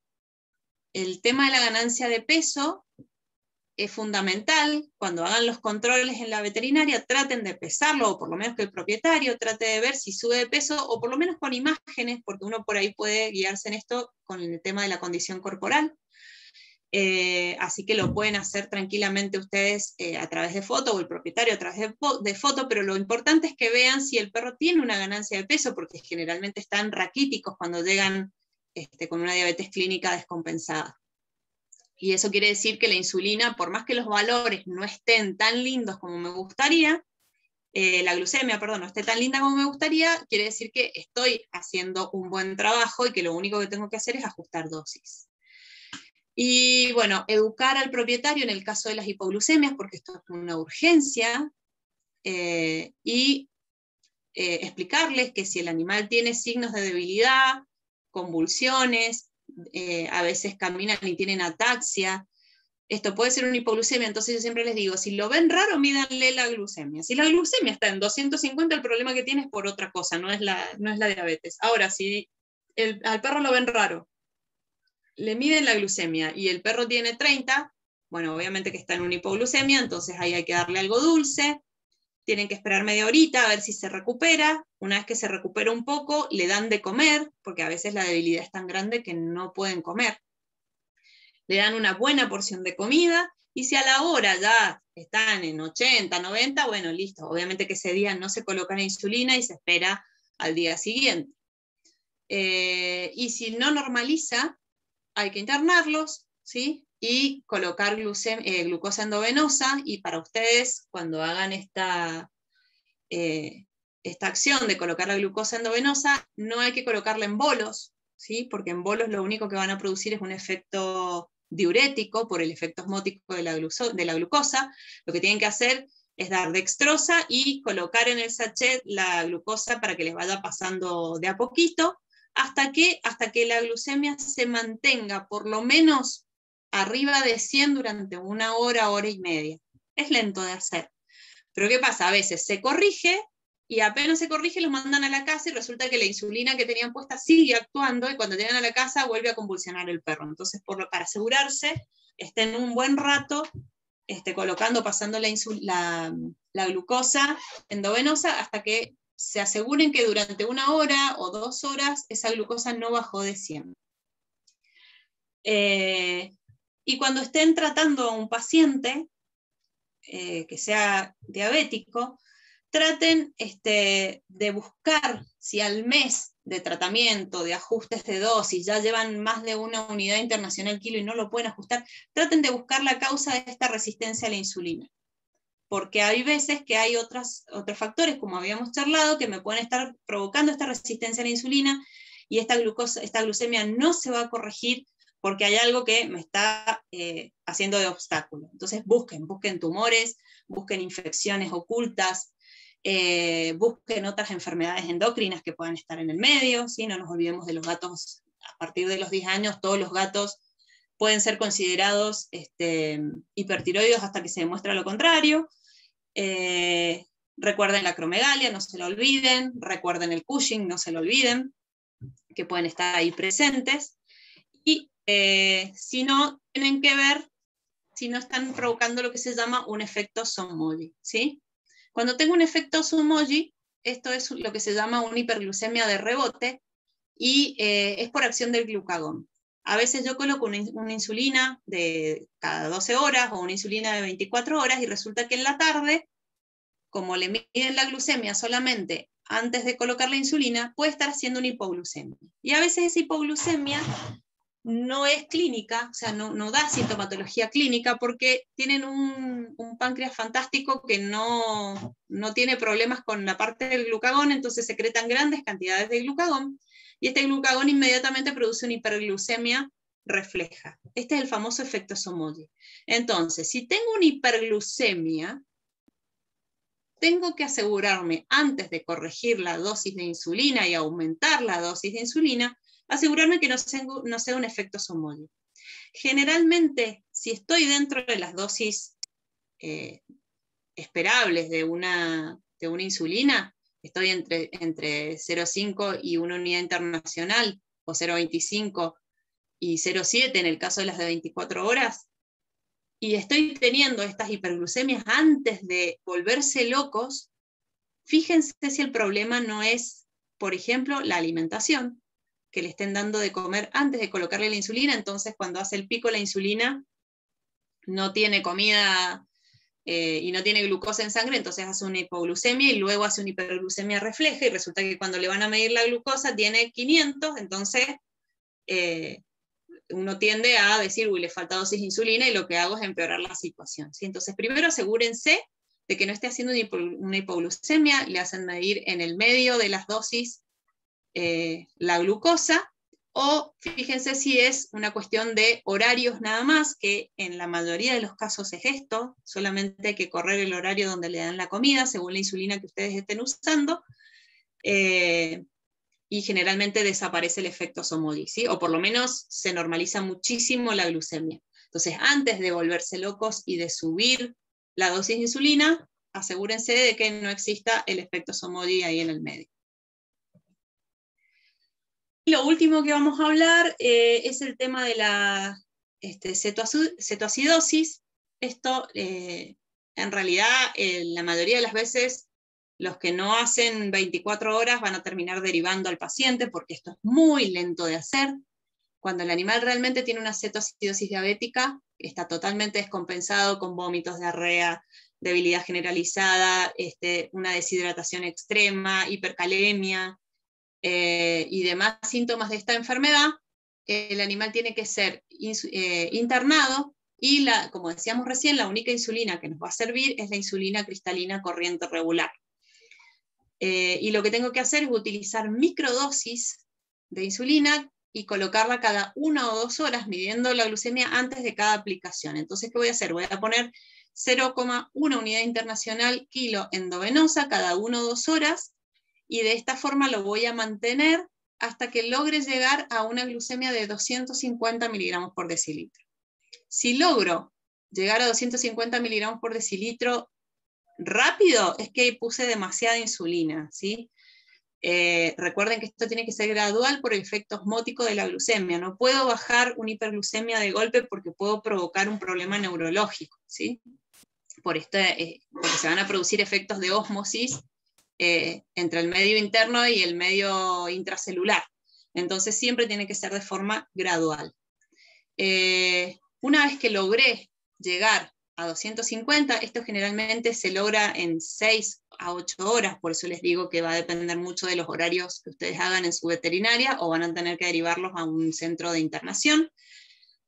Una vez que logro los 250 miligramos por decilitro, empiezo a aplicar o endovenosa o subcutánea, 0,5 unidades cada 8 horas de cristalina corriente, y cuando el animal empieza a comer, ¿sí?, lo mantengo por 3 días, y recién ahí, cuando ya está estable, puedo pasar de vuelta a una insulina de mantenimiento. Pero no hay mucho más secreto en la cetoacidosis, el único secreto es hacerlo de forma lenta y con microdosis, y explicarle al propietario que tanto la hipoglucemia como la cetoacidosis son cosas que en algún momento de la vida del diabético van a ocurrir. Que no se tienen que sentir culpables porque un día el perro tuvo una hipoglucemia o porque tiene una hiperglucemia con una cetoacidosis, ¿sí? Las hipoglucemias son las más comunes que se ven en la diaria, y las internaciones por hipoglucemia también son re comunes, y a veces están 3 horas, 4 horas internados pasándoles glucosa hasta que regularizan la situación. Y tengan en cuenta siempre que cada propietario es el que va a conocer a su paciente, y es el que se las va a ingeniar de alguna forma para poder tomarle la glucemia y ponerle la insulina, ¿sí? Otra de las cosas que tienen que explicarle al propietario es que el perro lo más probable es que en algún momento se quede ciego, que va a hacer la catarata, ¿sí? Los que no llegan con catarata en algún momento la van a hacer, porque en el perro y en el gato, bueno, el gato no hace cataratas, pero es muy difícil mantener una glucemia 100% controlada, porque el perro no nos está avisando cuando está mal. La mayoría de los propietarios después de un tiempo se dan cuenta cuando tienen la glucemia alta, porque empiezan a tomar más agua, a hacer más pis, entonces es como que conocen ya el comportamiento diario de su mascota, y ahí nomás lo reconocen, ¿sí? Pero tengan en cuenta de avisar el tema de que se van a quedar ciegos, y que no se sientan mal si no pueden hacer la cirugía, ¿sí? Si la cirugía la pueden hacer, genial, porque realmente quedan súper bien, y es cierto que vuelven a tener esa mirada y esa conexión con el propietario que cuando se quedan ciegos no la tienen. Pero de todas formas, hay propietarios que no tienen las posibilidades económicas de hacerlo, y muchas veces se sienten muy culpables, lloran, y realmente no pueden conseguir el dinero para poder operarlos. Entonces hay que contenerlos en ese sentido, explicarles que el perro puede hacer una vida normal, o relativamente normal, y más o menos que ellos mismos vean cómo pueden manejar. Ellos son los que conocen a su propietario, lo vuelvo a repetir, a su mascota, lo vuelvo a repetir, y son ellos los que se tienen que dar cuenta cómo manejarla, no nosotros. Lo que nosotros tenemos que hacer es contenerlos y darles ánimos para que ellos sepan encontrar la vuelta para poder medirle la glucemia, para poder manejarlos si se vuelven cieguitos y para poder ponerles la insulina. Acá les traje, espero que se puedan ver, él es Lío, ¿sí? Este es un labrador de 8 años, hace casi 2 años que es diabético, 1 año y medio en realidad, que es diabético, que se le declaró la diabetes.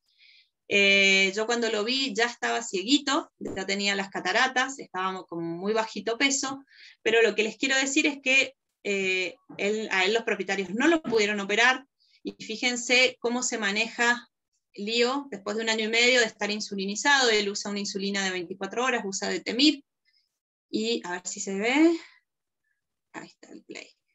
Este es Lío jugando con sus compañeros de casa, a pesar de que está ciego. Si yo no les digo que está ciego, ustedes ni se darían cuenta.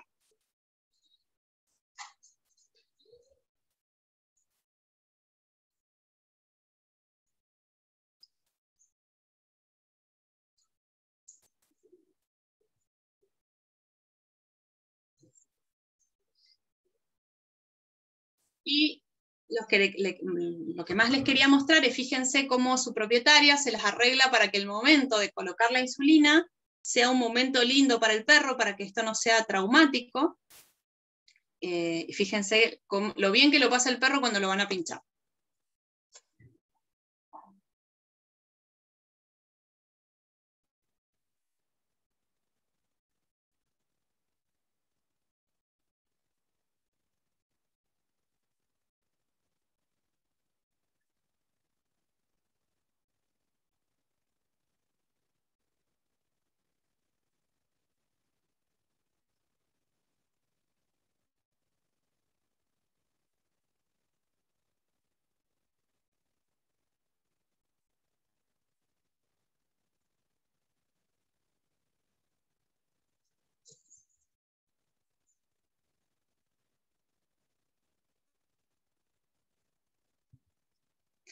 Bueno, vieron que ahí Lío no tuvo absolutamente ningún sufrimiento cuando le colocaban la insulina, y eso es lo que tenemos que lograr para que todos los días la vida del perro y la vida del propietario no sea una tortura, ¿sí? Pueden llevar una vida bastante normal, con sus pequeños altibajos como cualquier enfermedad crónica, pero se puede lograr con la paciencia del veterinario y la voluntad del propietario, como les decía más temprano, ¿sí?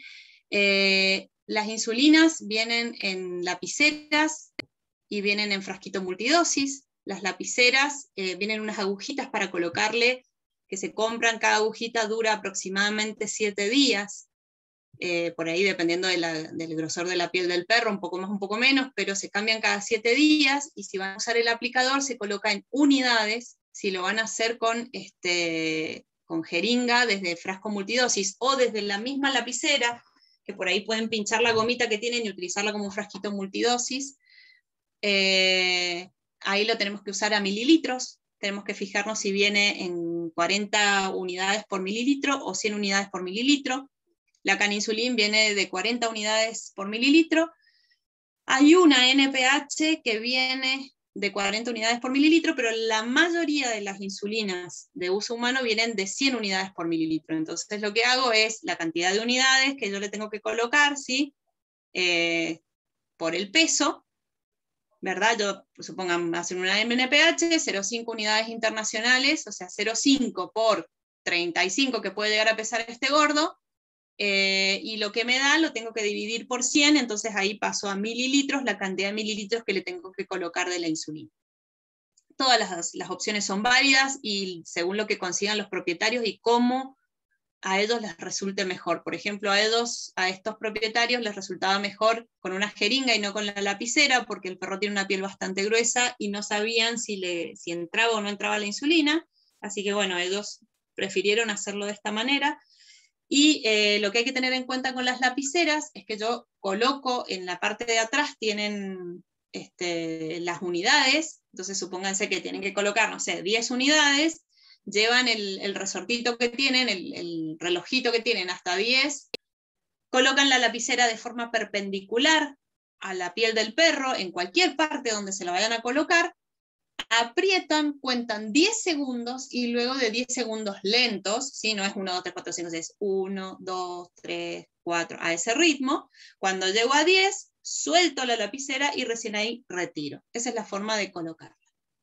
Si es con la jeringa subcutánea, todos saben poner una inyección subcutánea para enseñarle al propietario, ¿sí? Y recuerden, en las resistencias a la insulina y en las enfermedades, que cuando tengo un diabético siempre puede haber otra enfermedad conjunta, o viceversa, o sea, puedo diagnosticar primero una u otra, y les muestro así 2 casitos rápidos.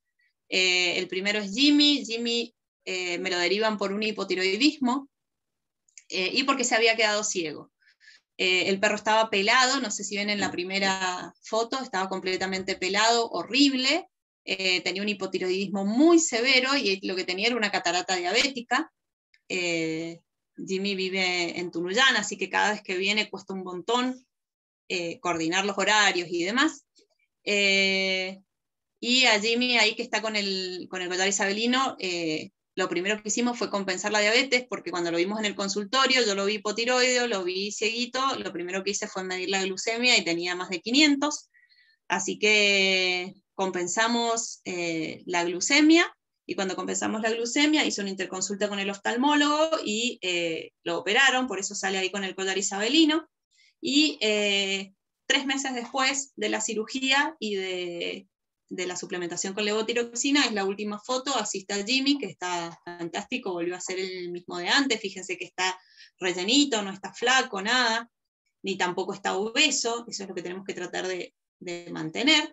Y les muestro esto porque fíjense que a mí me lo derivan por hipotiroidismo y resultaba tener también una diabetes, o sea, recuerden que a veces puede haber una o más juntas de estas enfermedades. Y la de abajo es un Cushing, que me lo derivan por el Cushing en sí, y terminó siendo también diabética. Fíjense en la primera foto, estaba pelada y con una panza importante. La segunda foto es a mitad del tratamiento, y esto es aproximadamente unos 4 meses, 3 meses y medio, 4 meses después del tratamiento. Ahí ya tienen a Kira, que le empezó a crecer el pelito, por suerte respondió muy bien. Lo que tiene Kira es que los propietarios no han podido hacer la cirugía, así que sí, ahí se ve bien en la foto la catarata diabética. Si no pueden hacer la cirugía, sí recomiendo que igual consulten con el oftalmólogo, porque muchas veces las cataratas producen uveitis y pueden producir glaucoma. Entonces, aunque no puedan hacer la cirugía, sí está bueno que tengan un tratamiento para que esos ojitos se conserven y no le provoquen dolor, sobre todo. Así que la consulta con el oftalmólogo debería estar incluida siempre que hay una catarata, ¿sí? Por último, les cuento este último casito así rápido, que esto fue una resistencia a la insulina, este fue hace muy poquito. Pascual, este boxer viejito de 12 años, tenía, me lo derivan por una diabetes, una tremenda diabetes, y bueno, empezamos el tratamiento, a él lo venían tratando con caninsulín, cuando me llaman no podían regularizarlo, así que lo que hicimos fue cambiar de insulina. Estuvimos 10 días con otra insulina, llegamos a las dosis máximas, no podíamos, usamos otra insulina, tampoco podíamos, así que cuando ya nos estábamos acercando al mes, ya nos dimos cuenta que había una resistencia a la insulina, y bueno, resultó que empezamos a usar una cristalina regular, que es la que más nos sirve para estas resistencias, y así todo con el doble de la dosis máxima, o sea, estábamos con 2 unidades internacionales kilo ya prácticamente, y la glucemia no podíamos bajarla de 500. Bueno, empezamos a investigar, hicimos una relación cortisol-creatinina urinaria que nos dio alterada, bastante alterada, ¿sí? No estaba así apenas, o sea, no era un estrés, era una relación bastante alta. No me acuerdo si dio 50 o 60 por 10 a la menos 6, y el valor normal es hasta 10 por 10 a la menos 6, y bueno, después de observarlo, si bien Pascual era viejito, fíjense que tiene una pequeña atrofia muscular, tenía una leve pancita, que yo siempre les digo, esperen un mes por lo menos de tratamiento con insulina para ver si no es el aspecto levemente cushingoide que puede tener un diabético hasta que se normaliza. Pero bueno, tenía un poquito de atrofia muscular acá, esa leve pancita, tenía unos callos demasiado grandes acá y tenía unos callitos acá también. Él estaba hipotiroideo, hicimos varios análisis, bueno, descubrimos que tenía hipotiroidismo, tenía síndrome de Cushing casi subclínico, más que nada tapado por la diabetes, y esta gran resistencia a la insulina, si bien empezamos el tratamiento con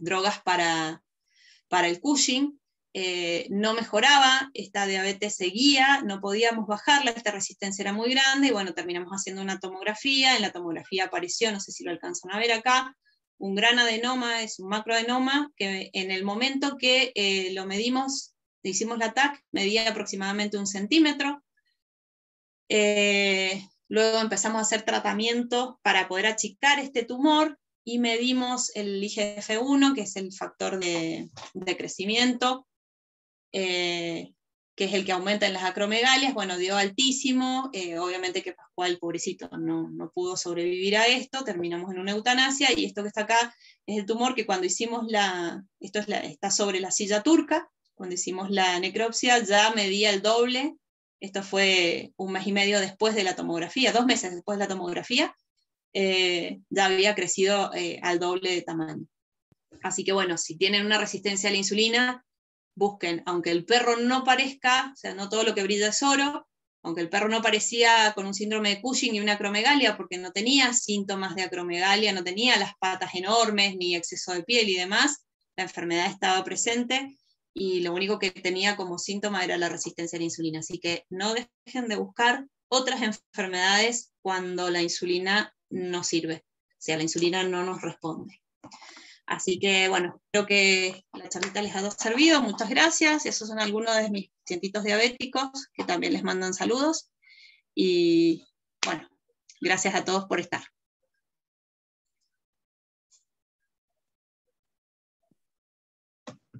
Muchas gracias, Verónica, por la información brindada. Muy linda charla. No, gracias a ustedes por la oportunidad. ¿Para qué vamos a dejar de compartir? Acá estamos. Gracias a ustedes por la invitación y la oportunidad de mostrarles lo que se puede hacer y cómo estamos trabajando con endocrinología acá en Mendoza, que se pueden hacer cosas muy buenas, por más de que no estemos en Buenos Aires. La verdad que se puede trabajar excelente, y lo único que necesitamos es nuestro cerebro, así que está bueno que todos nos animemos a hacer un poquito más todos los días. No sé si alguien tiene alguna pregunta para hacerme.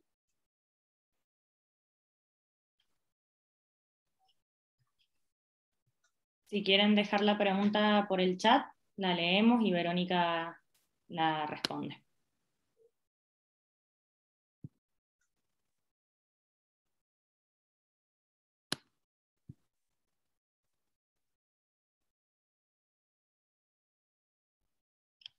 Bueno, estoy le dando los agradecimientos, muchas gracias a todos por estar.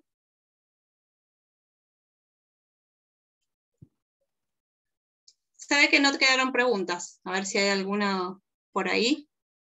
Todo muy claro, pone. Todo muy claro, ponen.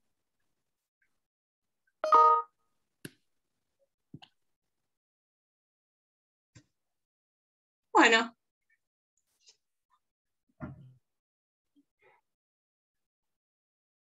Les mando un saludo, hay algunos colegas que los veo ahí que los recontra conozco, les voy a mandar un saludo enorme,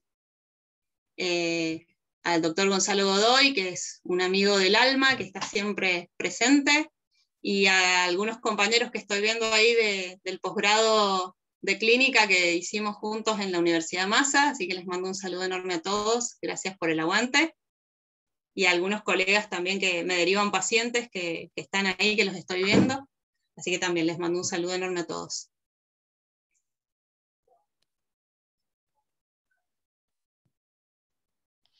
Paula Gerlo, que es la decana de la Facultad de Veterinaria, no sé si querés decir algo, agregar algo. a Verónica y a través del colegio. Y Verónica siempre está dispuesta a dar charlas, así que la verdad que excelente. Eh, me encantó, muy práctico. Yo por ahí que estoy un poco más alejada de la clínica, empecé a recordar un montón de cosas.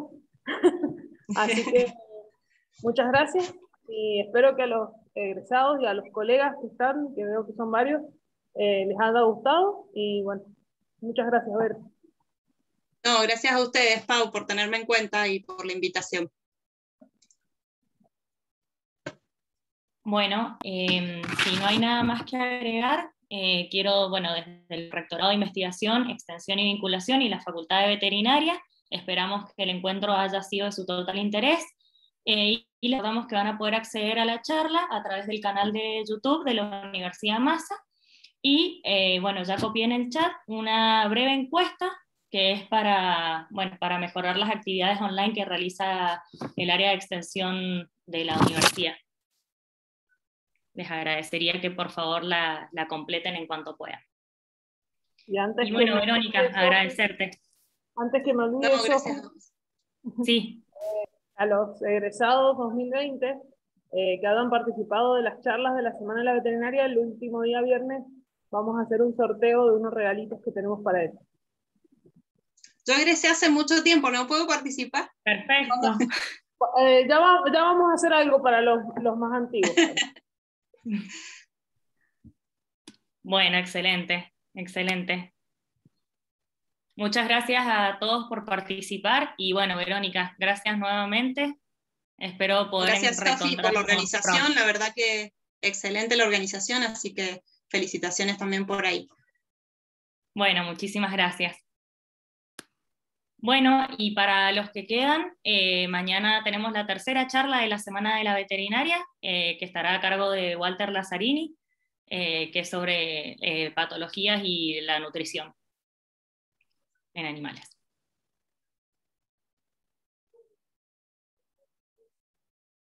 Esa va a estar buena también. Así le pregunta cómo hacer la dieta para el diabético. También. Bueno, muchas gracias. Nos vemos. Gracias a todos. Muchas gracias. Hasta luego. Que pasen buena semana. Gracias, igualmente.